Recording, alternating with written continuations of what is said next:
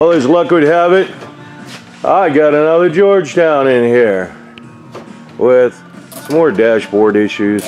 We'll be glancing at that later. Boy, oh boy, the Georgies are a lot of work. And it's got the same crappy roof.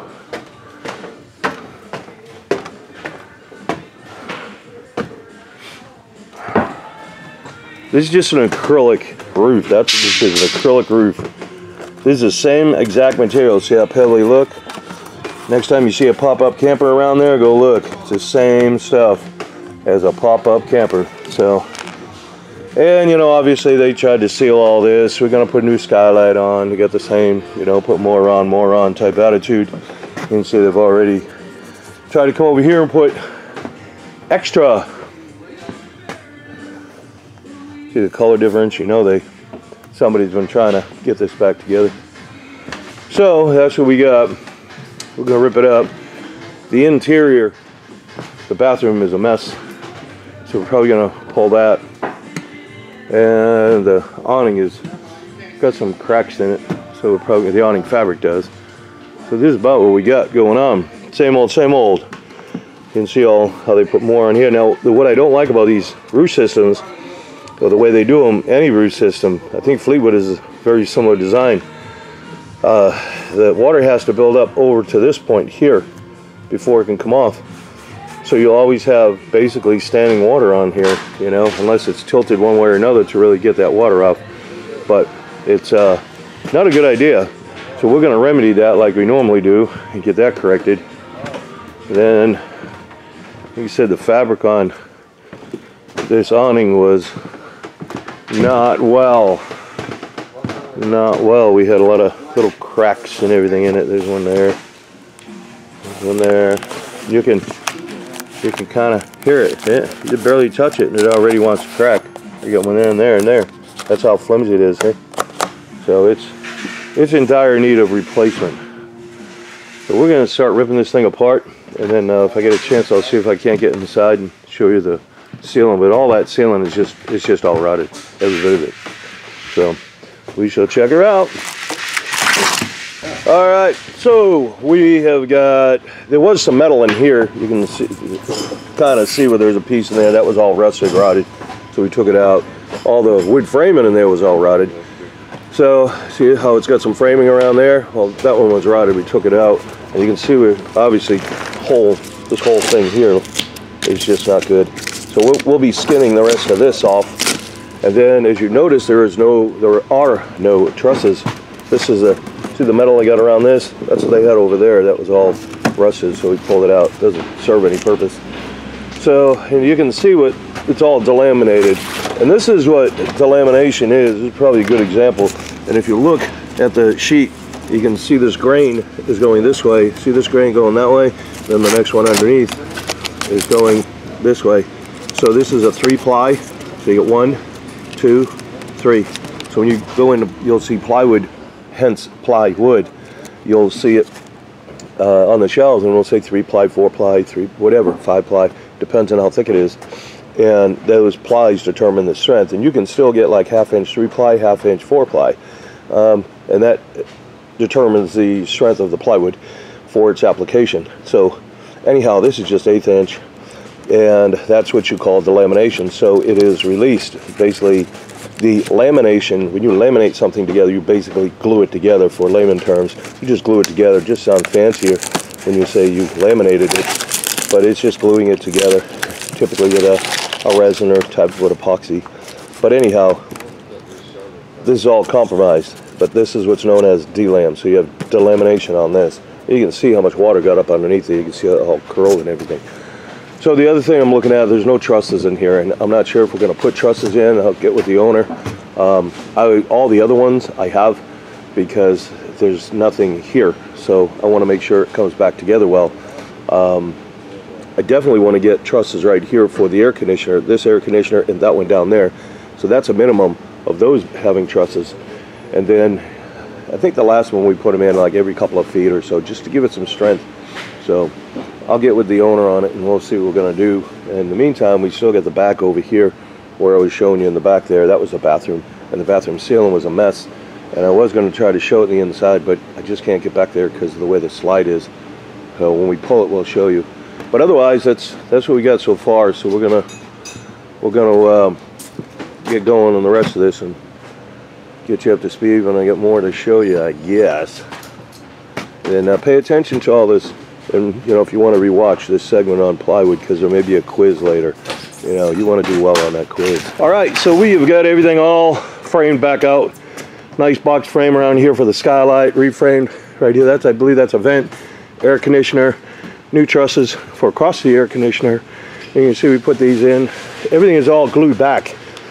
So not only do we take the truss and glue it to the ceiling underneath, we glued it all back to the foam as well. So that's what all that is, the foam adhesive. So it bonds it all back together. So now it's working in concert as one component. We got plates over here to cover our wires so we don't put staples through them. And then we're going to glue this whole thing down. And she's going to be ready to go. And we're going to actually upgrade the plywood. We're going to use 3/8. So we're going to get 3/8 plywood on this thing. And that's about what we're ready to do. So she is ready to rock. All right, we got some decking going down. All foamed in. Look at all that foam we got. We are foaming it. So we're gluing this thing down tight. We are gluing it down tight. And fasten it all down. You don't want to use screws on these things. You'll split these trusses. That's why we staple it all down. You can see all the foam we got sticking up. So everything is nice and tight. So what we do, the way I do it, and it gets all this glued down, he's gluing this side. So this panel is glued to this, the end is glued down. All right, so decking's all done. Then this piece of metal over here is a special piece of metal. We're not going to wrap it over the side. We're going to terminate it on the roof, but we're going to weld all of this. Going to weld it all. So that's a special piece of metal we put in there. This come out so tight we don't even need strips going down there. That's how awesome this thing come out. So obviously you see we have it all glued. We already did the other side, driver's side. So we'll wait for this. You can see how yellow it is. It'll turn gold, and then we'll roll it over, and then we can start putting the thing together. But that's what this is. We just put this in the back for this fascia back here, this back cap. So we put that on there. There's one up in the front. So we're getting ready to get this thing together. So far, so good. Well, we are done with our Georgetown. See you bye, George. See you bye.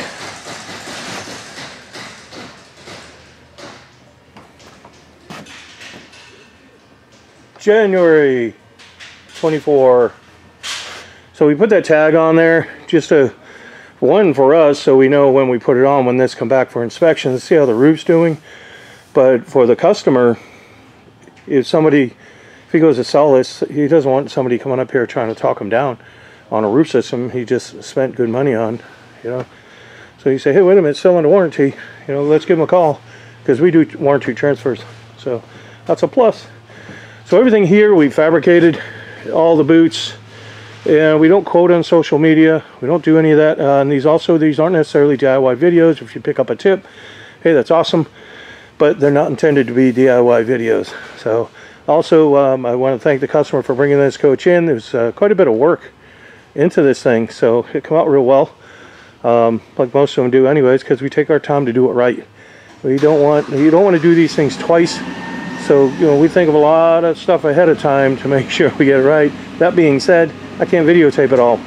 So these videos will be really long, and I don't edit. What you see in this clip, whatever you saw in the last clip, is just what I pull off the camera. We shove it in a little movie program, put a transition in between the two clips, and out it goes. I don't have all that fancy intro and all that stuff. So really the goal is to show the customer all the work that we've done for them. So again, all these curves, that's what these are. You can see the skylight sitting up on these. Some call them standoffs, but they're called curbs. Well, I custom make every one of these. Custom make all the boots. We don't sell anything. We're just a service center here. So we've got these ones welded around for the boot. These boots, that's what they're called, the round ones. Those are boots for the ladder, because these ladders tend to move a bit. And what happens is it will start to leak down there. That's a pretty common problem. That's going to stay flexible. That product right there will stay flexible. So same thing with these. This is an actual draw. It's an intake. That's what it is. On the skylight, what I've noticed on all, especially on the ply foam roofs, and those are the ones that have foam inside them, those ones, they're all sealed, and when especially in the, about now, right, when the weather is kind of cold, you get some frost on here, and not only do you have frost on the top side, but if you go up underneath inside the shower, if you took that lens down, you'd see some frost up that way. When the sun comes up, it'll evaporate this off, but now it just kind of warmed up the shell, and then what's up underneath gets, basically, that's condensation. And it will trickle down like this, and it'll start either getting in this case, it would get into a curb, or if there's not a curb, it'll get into the roof system, and then the plywood of the decking starts wicking that water up, that little bit of moisture, and the more times it does it, then it'll dry out, then it'll wick, then it'll dry out, and basically it's known as dry rot. So what'll happen is the screws will start coming loose, and then that's, some people have tried sealing and sealing and sealing. I still get that daggone leak. That's what it is, it's condensation. So what I did was, that's an intake right there. This is a solar fan. So when the sun does come over here to evaporate this off, that fan kicks on and it's drawing air over there. And I put a channel in it so it has to kind of scoop. There's a little channel up inside there. So instead of just pulling the air this way, it's got to scoop it around. I want the air to kind of circulate through it because we had no other place to put it. Normally I put them on the other side so it pulls it evenly, but in this case I couldn't do it. If that pops off, you need to make sure you get that covered with another cap, or you need to just put tape on it or something, because it's just a channel that runs in there and it's all open. So obviously water would get in there. So that's the best I can do for this here. But to keep that in mind. Then on the edges, what we did on all here, this is a special metal. This is caulking that we put on 2 strikes on here, but this is metal, and it goes all the way back here. There's a nice wide piece here that we heat welded the whole thing all the way down. It's all heat welded. That piece is screwed down, but it's heat welded to this. So now, if you remember the first part of the video, they had that flat stock that was right there. All the water was sitting on there. Now it can wash off into the gutter like it should. That's what we want to have happen. So keeping that in mind, that's the same thing with this. That's why we elevate the awning so the water can get through there. You don't want it backing up. What they did is they took this flat stock rail and they had it ran all the way up. It was actually all the way down that way as well. It was a long piece that they had, and it was trapping a lot of this water, which keeps it onto the roof until the sun evaporates it or somehow it just gets, you know, whatever, it disperses. You don't want to have it on there. You want that to move off of there. So these are all galvanized bolts that we put in there. They're mounted back down into the actual frame. So that's a plumbing. So if that pops off, that's not a big deal, because that'll just go into the holding tank. And the way we seal them, there's no way water can get in there, because there's a, at the top of this boot, it's sealed. I'll get a new cap now. Thank you. We see all that's sealed. I can't believe that thing just popped off like that. There you go. Alright, I'll put a new cap on that. Anyhow, keep that in mind, I can't warranty those things. I'll put a new one on, of course, but you know, don't warranty those. I can't warranty the skylight, I can't warranty the fan or anything like that. I warranty that it won't leak. You know, all these curbs and so forth, that's what we stand behind. So also, you can see how all these curbs we have here, there's another one over there, but these curbs are all heat welded in there. That's not adhesive, it's not caulking. These are all heat welded. That's all heat welded in there. That's all heat welded in there. So, and they're real easy to check. See if I get one of those tools on me. Probably not. But all you have to do, I wouldn't recommend using a sharp knife, that's for sure. Maybe a butter knife. But you would go along nice and easy like this. Well, a little pressure, just not with this because that's sharp, right? And then you'd see if that breaches. That's how we inspect them. But that's all heat welded on there. So it's not gonna fail. You don't have to worry about the caulking and everything failing. But my point was that I got this all sealed as well. So water can only go down in there. The RV one, they have that plastic piece, and then when that rubber around the pipe starts to corrode out, then the water gets down into the deck and then it makes a mess, right? Starts rotting all that out. So all the curves that I build, they all come with a counter flash. I build those into them. What a purpose of a counter flash. This is flashing, this counter flashing. This is the same exact way you do a commercial roof. Same exact way. All I did was design these roofs to work, form, and function for an RV. It was the same material, Same application, same concept, everything is. I had to scale everything down so it fit, formed, functioned for it properly.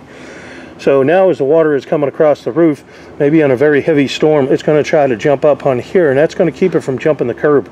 And what it does is it minimizes erosion effect. So this will get diverted around the other way and it's going to wash out. That's the purpose of it. So the air conditioner, they have the same thing on them, but the difference is up underneath the air conditioner, there's a foam gasket up underneath there. If you have one, we replace them, but these ones, again, they all have them. If you haven't replaced yours, they do recommend replacing them every couple of years. You can't just go in and tighten them down, and you don't do that either. You have to torque them around evenly. They come down, kind of like valve cover gaskets. But here comes the rain, comes down, and if I did not have that piece, it would trickle, and the wind would be blowing it back into that foam gasket.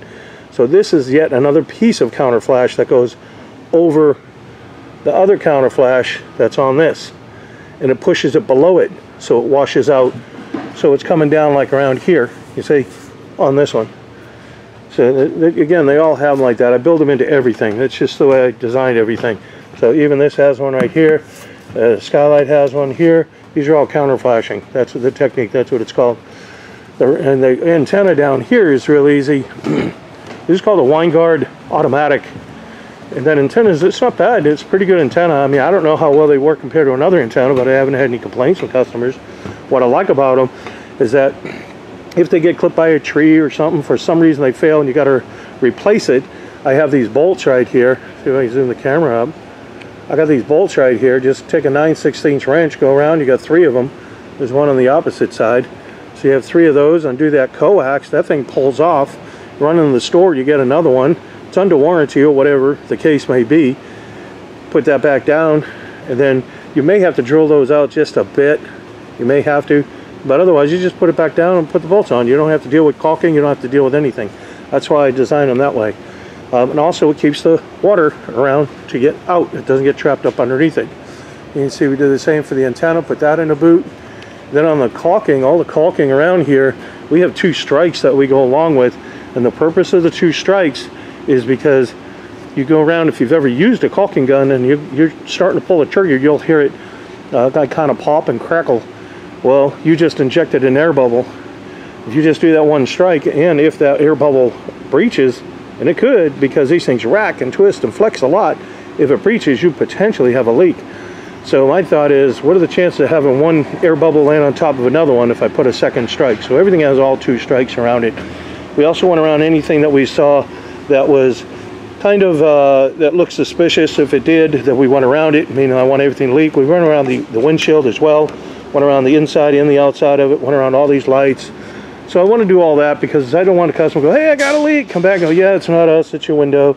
It's not us. It was the lights. It was, so if we can reach it, we do it. You know, we want to get it. So if there is an issue, I do recommend, you know, they go along everything else. All we're looking for is to see if there's anything that's like needs attention right now, right? So I'm not saying it won't in the future, but I would recommend going around double checking all this. So the purpose of these, I always put them on. It's just my way of making sure that the awnings don't ever open up. That's the whole idea. I know there's a power awning. Chance of it happening are slim, but you know, it's just, now it's just habit. That's what we do. On the back of these air conditioners, you can see there's another one on the other side. Those are just some adjustable legs to give it balance so the air conditioner is sitting proper and it just doesn't get displaced. So that's how that is. The roofing material in itself, this is a 60 mil commercial grade. It's called TPO. TPO is thermoplastic, and that's what gets it its ability to weld together. So you take a crazy hot air gun, is what we have, an expensive crazy hot air gun, and when you throw that air to it, it will literally fuse everything together, much like when you're melting 2 pieces of plastic to try to put them together. So this is the material right here, and I'm trying to see if I can flip it over and get you a good idea what the back looks like, because this is a reinforced membrane. Yeah, you can see all our little pads that we use for the coaches. So you may be able to see these little squares in here, right? See little squares? That's a reinforcement to the membrane, which helps resist against hail, tree branches, things like that. It's really strong membrane. But again, this is all commercial. This is the same exact material you're going to find on a hotel, office building, library, you know, It's the same exact material. This, again, being 60 mil, the entry level for commercial is going to be 45 mil. So we even upgraded it from entry level commercial. We took it from RV grade, which is crap, to commercial, but then upped it one more time to a better commercial, membrane, a little heavier. And then the next one up is like 90 mil, but that's going to be real hard to work with, So that's why we did 60 is just right. Now the 60 mil gives you a 20-year warranty. And what that means is that this material right here, this is warranted for 20 years. That it's not going to have any unusual fading, chalking, oxidation, that type of failure. Unusual is the way they phrase it. So you'll definitely get 20 years out of it off of a coach. However, they're not going to warranty that the coach won't blow off, for instance, the roofing. So some of these people, they go and they get a new coach and they say, hey, when that roof blows off, and it does, you've seen it time and time again going down the interstate, you'll see them puffing up. That's not covered under warranty. That's not covered under warranty. It's not covered under, you may get it covered under warranty as long as you still have one, but you're only going to get a 1-year, 365-day warranty on that roof. So, and that's contingent that you go around and still put some more of that product on there, put more on, so to speak, right? So, that being said, the material is warranted for 20 years. This material is warranted for 20 years. They don't know who's installing it, so they can't extend a warranty like that. So what we do is we extend what we call a courtesy warranty.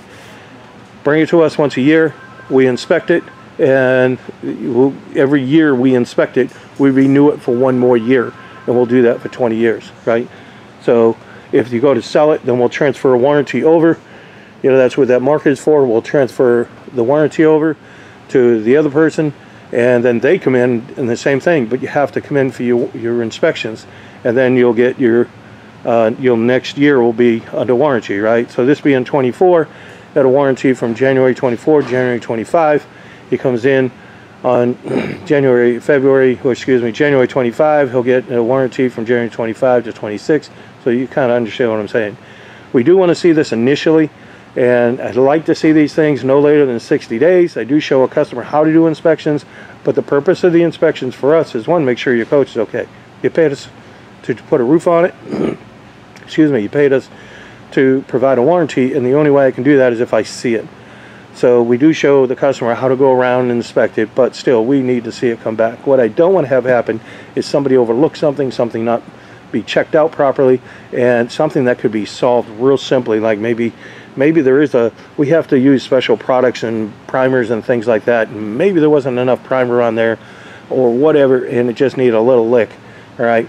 And that could solve the problem. But someone forgets it and goes, hey, I'm not gonna deal with it. They never check it, never inspect it, never do anything, and now that festers and becomes a bigger problem. And then they come in and say, hey, look at this big hot mess I got here. I'll be like, well, that's not my fault. I could have caught that if you had brought it in for an inspection. And that's what we do, because they're new. They're going to rack, twist, and flex. And all the Georgetowns that I've had in here, I'm sure that this Georgetown is going to rack, twist, and flex differently than the last one I did.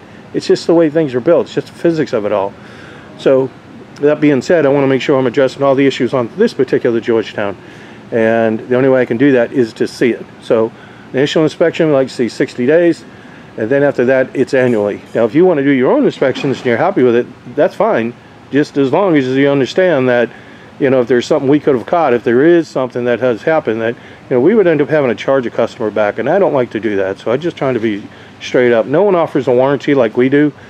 And, you're not going to get anywhere to stand behind it as much as we do. So, again, I don't want to see anybody pay for any extra work. I don't want to do any extra work. So let's, if you can keep them coming in for inspections, you'll be absolutely fine. There's not going to be an issue with your roof. So I haven't had one yet that come back every year that has any issues at all. They're all fine. And it could be something small, like right in here, these corners, that could breach just a little bit. We're going to get that, or something simple. Sometimes folks don't realize that there's other damage on their roof from something that may have hit it, and we can catch it real quick and get it fixed up, maybe with a patch, right? So that's the things we want to be looking for. So other than that, that's how the warranty works. And then this particular color obviously is white, but you can see all the, here's where we screwed it all down. So this is the product right here that I just showed you on that big sheet. And I have tan, I've got gray, obviously that being white. There's all our information right there if you want to reach out to us, contact us if you're interested in having your roof done. If you need some pricing. We don't quote on social media either, so you know, if you're watching the video, understand that we do not, some people ask us on YouTube all the time, but we don't quote on social media. And I think YouTube is the only so-called social media that we use. Hopefully there's no ads, and if there is, hey, I'm giving you a thumbs up to skip past them. You know, I don't like them, and I can't get them to not demonetize some of them, so that's just YouTube. But anyhow, I think that's about it. I think I covered everything else. I'll show you what we did down on the dashboard. We did some work down there, so let me get down and show you that real quick on how that works. But if you look at over here, what I was telling you about the way that awning is, see how nice and clear it is? Not all the junk I got behind it. But you can see how clear it is where the water can get up underneath there. Now I know you're going to have snow on your roof. Some people say, that's not going to help if you get snow. I mean, eventually when the snow starts to, you know, obviously melt, then it'll give it a place to go as well, right? And not just sit on the roof. So anyhow, let me go show you the dashboard and I'll explain to you what we did with that. Alright, so we rebuilt the dash, as you can see. Got these pieces there. Already got a bug going down here. But what we did, you can barely see it. That's a gutter right here. See if I get this thing to stay for me. That's a gutter right in here. So any condensation on this big window, any condensation that comes down off this big window is going to roll down, and that's what happens is so much of it, it'll come down, it starts wicking up into the dashboard, and then when it does that, again you get the dry rot, the whole thing starts coming apart. I've done quite a few of these Georgetowns. So this will catch it, this little gutter that I built in, and then right there in about the center is where the lowest point is. We put a hole there for a drain, and it'll drain. You can see where the wipers are, it drains down below that grill. So it'll just drain out. You'll see little drips on it. So if you do see little drips, don't panic, that's probably what it is. It's not fluid leaking from your vehicle, more than likely. So, but that's the gutter. So other than that, we appreciate y'all watching. And again, if you got any questions, reach out to us. We'd be glad to help you out. Otherwise, also if you like the video, hit the like button. I guess it helps other people find the video, from what I understand, the way the algorithms work. Again, I'm not a big guru on that, but that's what I've heard. Care package. Thanks again. So in our care package, we have caulking, we got primer, we have got 2 patches. Those are heat patches. We got a patch peel and stick patch. We got a checker tool. We've got a magnet. And the rest of this is just pens, keychains, brush, nozzle. Okay, so if we have a hole in the roof, it will simulate a hole. You can do hole simulations. We say we got a hole there. Here's your tree branch come through and you're like, oh man, I got a hole in my roof, it's leaking. So what you want to do, and it's raining out. Right now it's raining, you're like, crap, I gotta stop that leak. You want to get in there, and if you can't get that nozzle in there, don't worry about it. Make it a little bigger. What you try and do, you need to get up underneath the roofing, like this. This is what we need to do, get up underneath the roofing.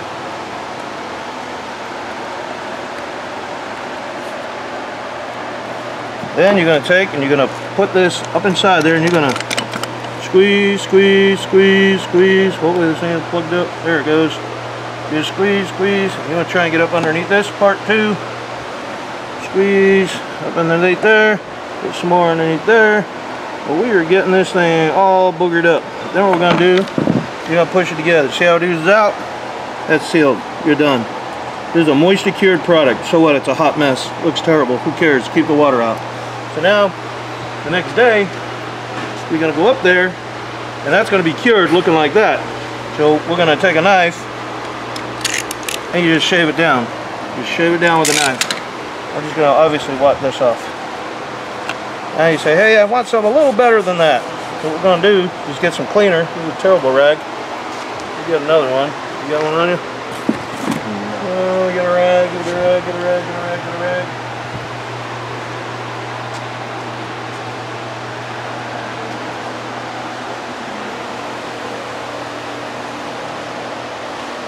Hey, what you doing? What you gonna talk about, man? Nope, just leave it alone. Oh, leave it alone right now. We're recording now? Are we on? Yes, sir. Okay. Alright, so now we cleaned it off with a knife. I just washed that up because it's still wet. Take that off. So now we got a patch. This is a peel and stick patch.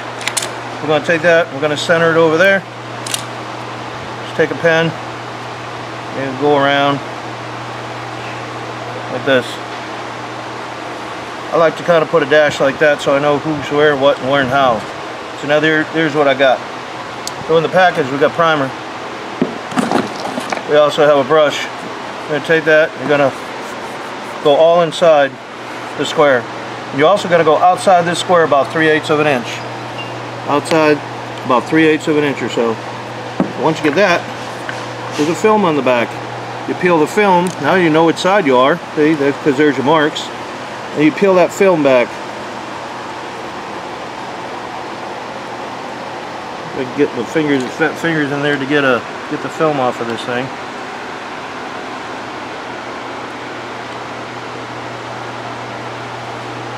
This is just a regular roof tape. That's all it is. We put them in all the care packages.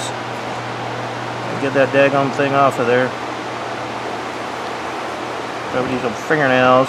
Probably help. Come on. There it is. Okay. There it is. Now you got the film. We take that film. So now we're going to line it back up with this. We already got the primer under there. You just peel the film back, and as you do, you just rub it down like this. Sometimes that film will get a little stuck in there. This is just a butyl. You just kind of try to keep it as even as you can, as flat as you can. Boom, you're done. There it is. So now, out here, this is where your primer is. You put the primer on there. You got primer there, and now you're going to put primer here. You want to prime all this area with your brush. Prime all that. Then you're going to come back. Once you get it all primed, then you're going to put a little bit of caulking on it, just like this.